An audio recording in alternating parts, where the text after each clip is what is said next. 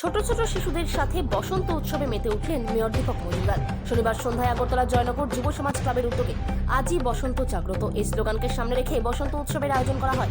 উৎসবকে ঘিরে এলাকা জুড়ে ছিল আনন্দ ও উৎসব মুখর পরিবেশ।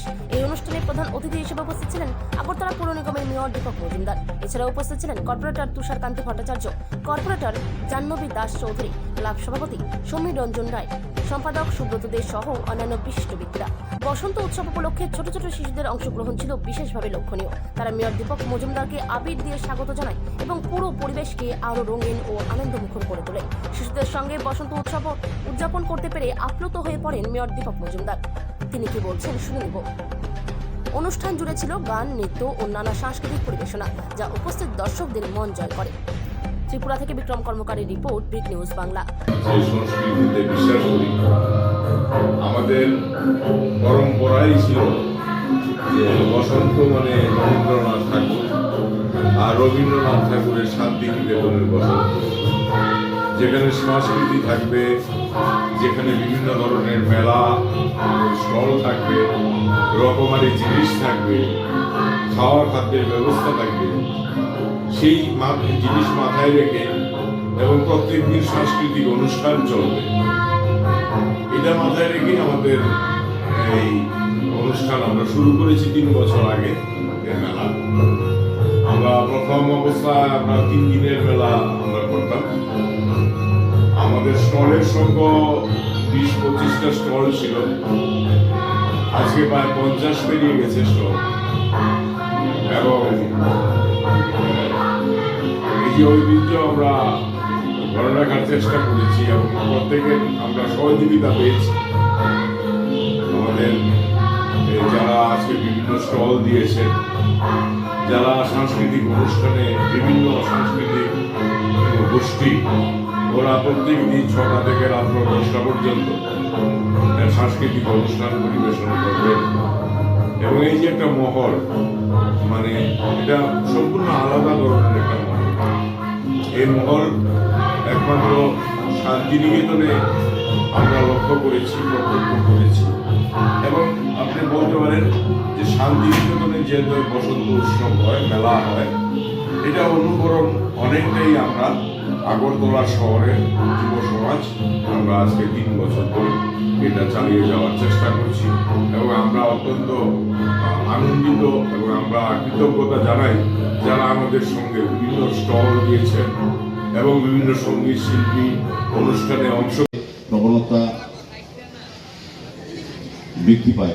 সেরকমই প্রকৃতিও কিন্তু নতুনভাবে সেজে ওঠে। শরতের শুষ্কতা রক্ষতা থেকে বেরিয়ে প্রকৃতি নতুনভাবে দাঁড়ানো।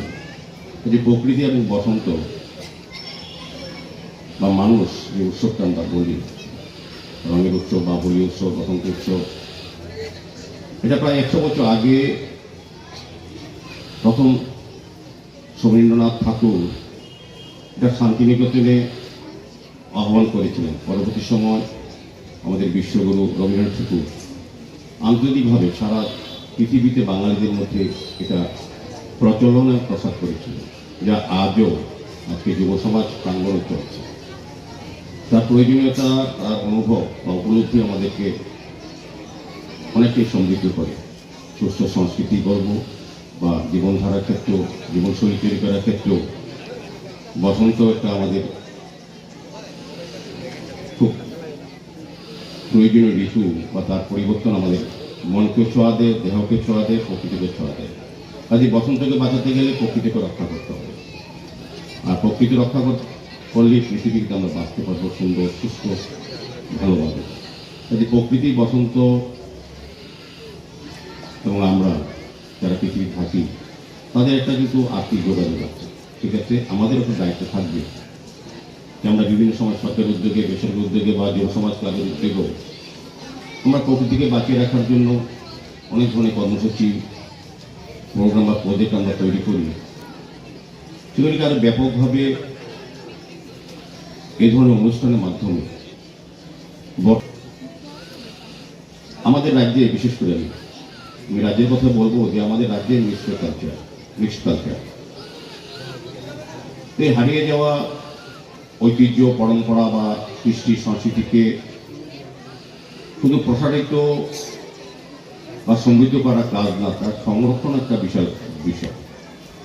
আমাদের অনেকগুলি পরম্পরা বা ঐতিহ্য আমরা হারিয়ে ফেলেছি বা আমাদের কারণে হারিয়ে যাচ্ছে, সেগুলিকে সংরক্ষণ সবচেয়ে বেশি প্রয়োজন। সেই কারণে আমরা দেখি সরকারি উদ্যোগে এবং বেসরকারি উদ্যোগে বিভিন্ন সামাজিক সংস্থা, বিশেষ করে যারা শিল্প সংস্কৃতির সঙ্গে যুক্ত আছে সেগুলো সংগঠনগুলি চেষ্টা করে আর উদ্যোগে বিভিন্ন সময় বিভিন্ন মেলা, বিভিন্ন উৎসব।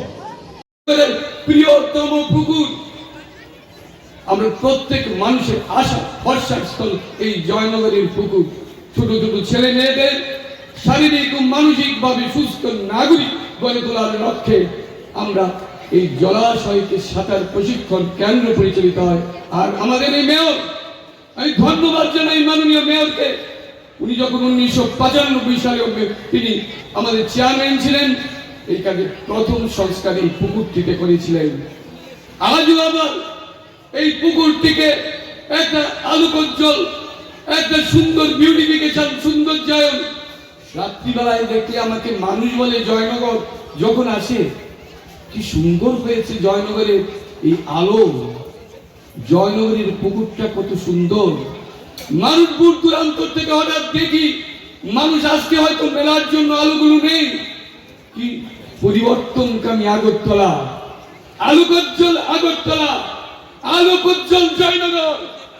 প্রত্যেকটা রাস্তায় আলোকিত এই জয়নগরের আমরা মেয়রের এই যে দিক নির্দেশনা, এই যে পরিবর্তন, রাস্তাঘাট থেকে শুরু করে পরিত্যক্ত পুকুরগুলিকে, আগরতলা শহরের সমস্ত যে পরিত্যক্ত পুকুরগুলি, যে পুকুরগুলি অবহেলায় অবহেলিত ছিল দীর্ঘদিন, যারা অবহেলায় মানুষের চোখে সেই অন্ধকারে দিয়েছিল, সেই প্রত্যেকটি পুকুরকে একটা নূতন দিশায়, নূতন আলোয়, নূতন সৌন্দর্য করার